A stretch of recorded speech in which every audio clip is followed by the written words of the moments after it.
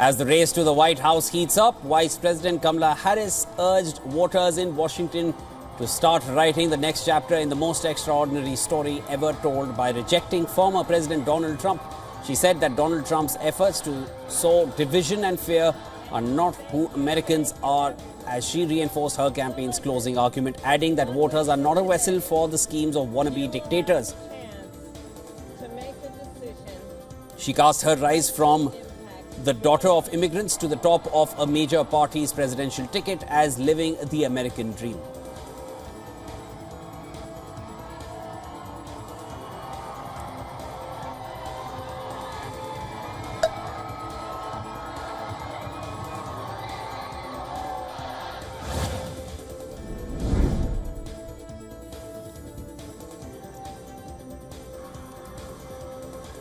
Former First Lady Michelle Obama rallied young voters in Atlanta, urging them to exercise their voting power in the upcoming election and to recognize their role in shaping America's future. Michelle Obama said critical issues from healthcare to reproductive rights were at stake in this election. She also reminded the crowd that the race in Georgia was decided by less than 12,000 votes in the 2020 election.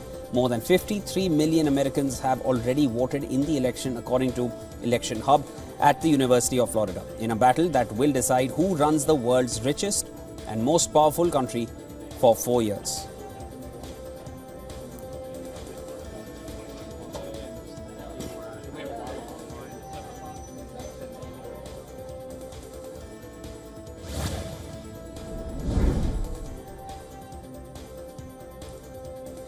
Republican U.S. presidential nominee Donald Trump said that the European Union would have to pay a big price for not buying enough American exports if he won the November 5th election. Trump has vowed to impose a 10% tariff on imports from all countries and 60% duties on imports from China. These would hit supply chains throughout the world, likely triggering retaliation and raising costs. Experts suggest that Taiwan is likely to be affected the most, as Trump has been keen on bringing back semiconductor manufacturing to the United States.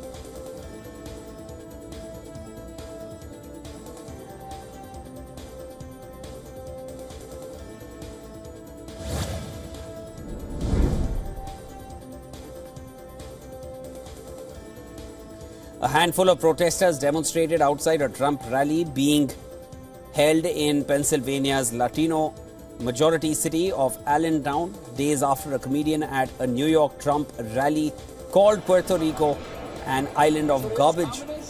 Few dozen protesters, mostly from Allentown's Latino community, clutched Puerto Rican flags and chanted slogans like "Immigrants Make America Great." They were blocked by police before getting closer to the majority of the Trump supporters queuing outside the venue.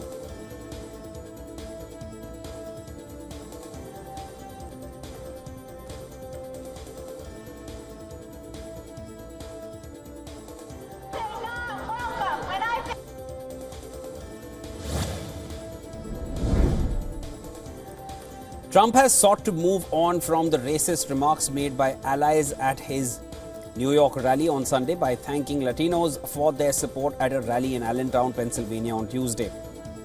He said that nobody loves the Latino and Puerto Rican community more than he does, adding that he's done more for the Puerto Rico people than any other president. He, however, did not comment on the remarks made by speakers at the Sunday event where comedian Tony Hinchcliffe called Puerto Rico a floating island of garbage and disparaged Black Americans, Jewish people, Palestinians and Latinos.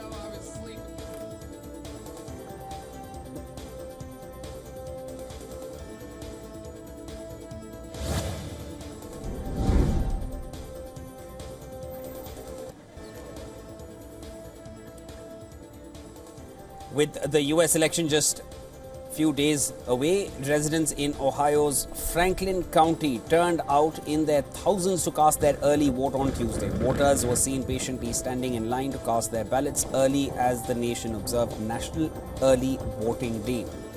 According to reports, more than 1.8 million people in Ohio have cast their vote, while data from the Ohio Secretary of State's office shows that 743,000 of the 1.1 million absentee ballots requested by Ohio voters already had been returned as of Tuesday morning.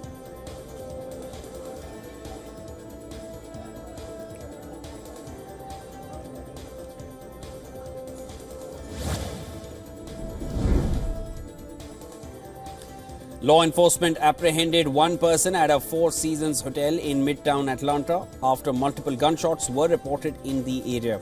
Police set up a perimeter around the hotel and ordered a shelter-in-place advisory for nearby residents. Authorities shut down several major streets. Police claimed that the suspect fired at least 15 rounds from a rifle, shotgun and handgun.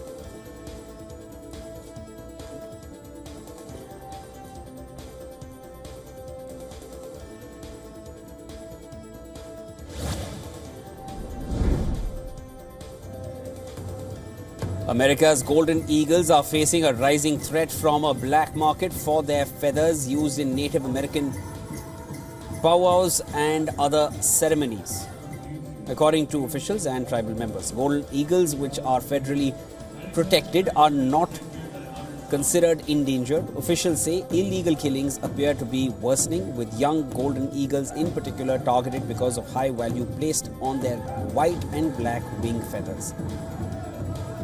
One poaching investigation recovered 150 golden and bald eagles over the past decade, with at least 35 people charged and 29 sentenced for wildlife violations, according to court records and federal officials.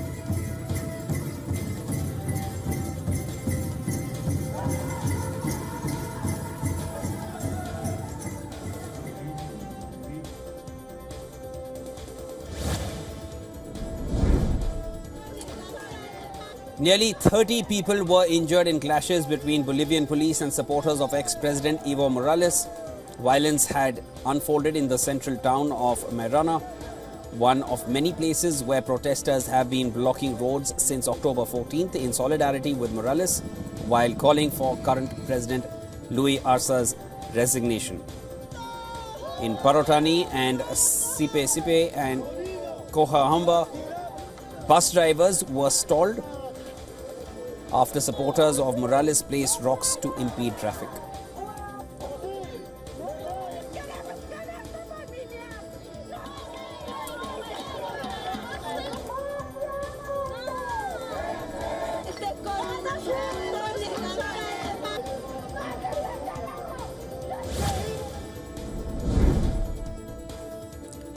A Malaysian court has ruled that jailed former Prime Minister Najib Razak has to defend himself against charges of abuse of power and money laundering linked to the scandal-racked Sovereign Wealth Fund. The presiding judge said the prosecution had successfully established that Najib had a case to answer for on 4 counts of abuse of power linked to alleged bribes worth $517 million, as well as on 21 counts of money laundering.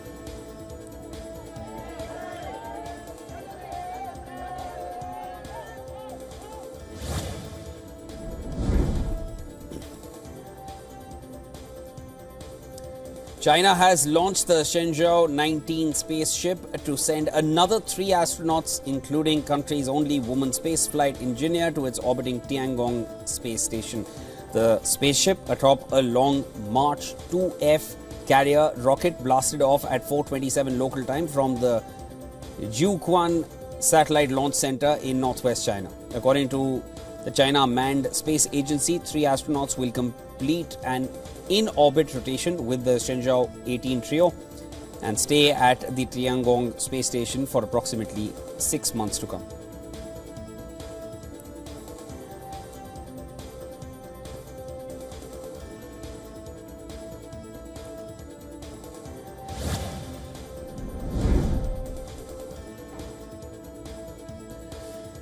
Citing the country's military intelligence, South Korean members of parliament claimed that North Korea has moved a launcher in place after completing preparations to launch an intercontinental ballistic missile, and it may go ahead with the launch in November. South Korean officials have said the North may attempt to launch a long-range missile or conduct its 7th nuclear test around the November US election to highlight its strategic weapons development.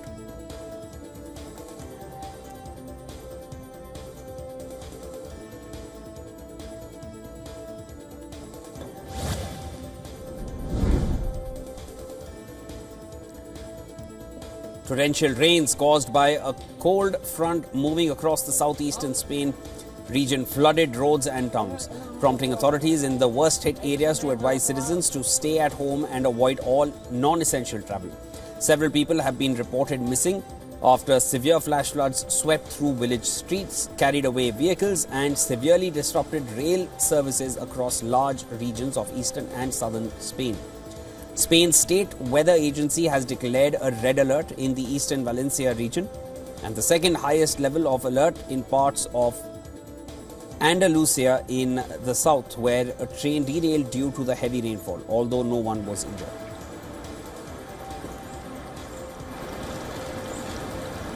Okay? No?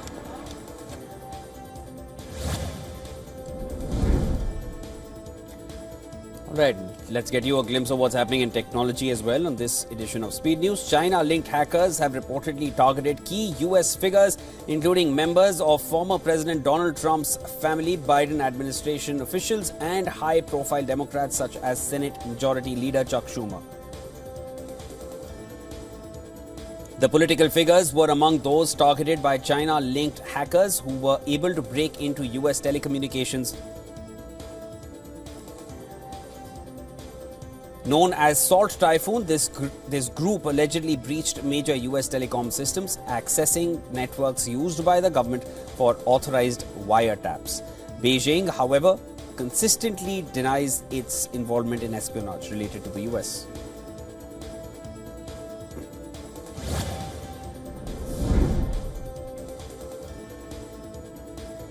China has found hidden spying devices on the ocean's surface and deep underwater. An official statement from the Ministry of State Security states that some devices were planted on the ocean floor to transmit data which had implications for battlefield strategy. It also revealed that some of the devices found drift on waves gathering data in Chinese waters, while others serve as navigational aids for foreign submarines. This comes amid heightened tensions in the South China Sea, where recent clashes between China and the Philippines over territorial claims risk drawing the US attention due to its defense commitment to the Philippines.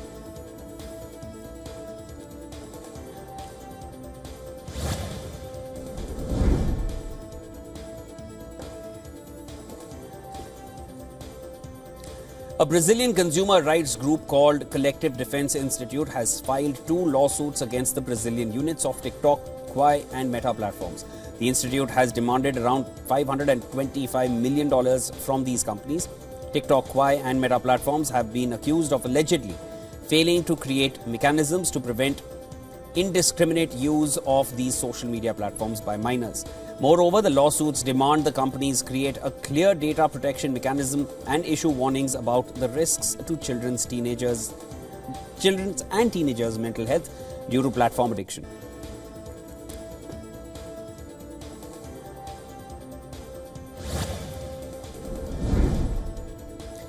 Nvidia-backed biotech firm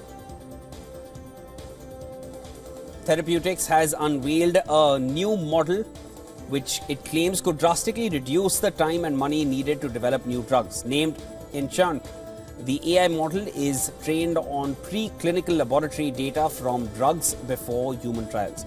The model is capable of predicting how a specific drug will perform in the initial development stage itself. During testing, the AI model showed a high degree of accuracy when predicting how well the human body would absorb certain drugs.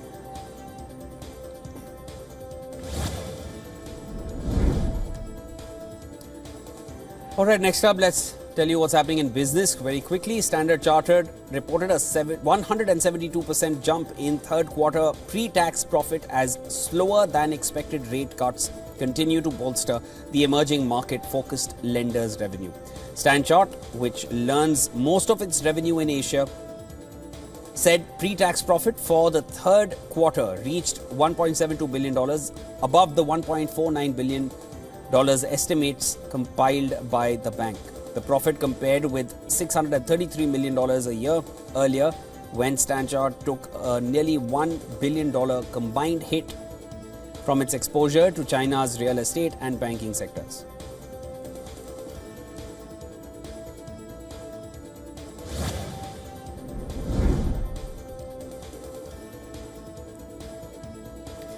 The European Union has decided to increase tariffs on Chinese-built electric vehicles to as much as 45.3% at the end of its highest-profile trade investigation that has divided Europe and prompted retaliation from Beijing.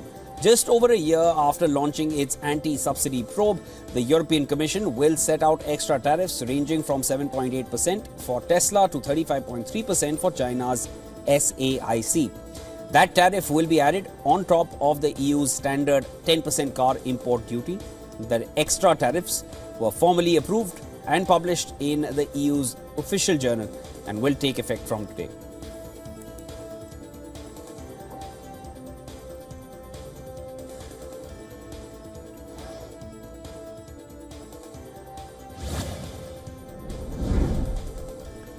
Oil prices have stabilized in trade today as industry data showed a surprise drop in US crude and gasoline inventories, following two previous sessions of losses on the prospect of hostilities easing in West Asia.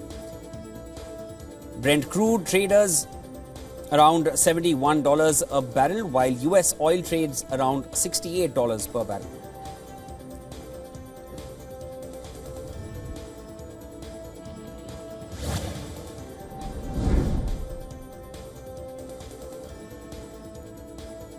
Indian stocks traded lower this morning. The Nifty and the Sensex managed to defend 24,000 and 80,000 levels in the previous session, but analysts remain cautious as earnings surprises could lead to more weakness in the short term. Foreign investors and domestic investors have been net sellers in the latest trends, but retail investor participation remains strong.